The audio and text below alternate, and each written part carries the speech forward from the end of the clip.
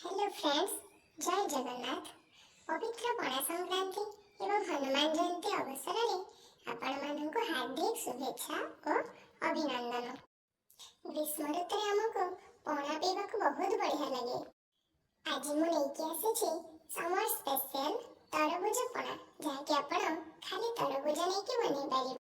एठी मु तरबुज को एमती छोट छोट खंड करी काटी नेछि एवं ताको मु चकटी देछि। आपण ग्राइंडर रे ग्राइंडिंग करि परिबे, नहले हाथ रे मध्य चकटी देई परिबे। आपण चाहिले सेथिरे अल्प पानी मिसै देई परिबे, जेमति मु टिके पानी मिसै नेछि।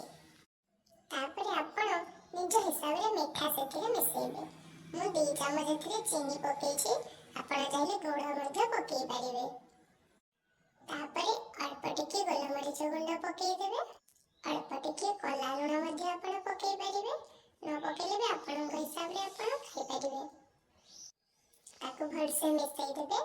एथिरे आपण चाहिले नडिया मध्य पकेई परिबे, अन्य फल गुड़िक मध्य पकेई परिबे। मु केवल तरबुज रे पणा प्रस्तुत करिछि, तेणु आज रही तरबुज पणा रेडी।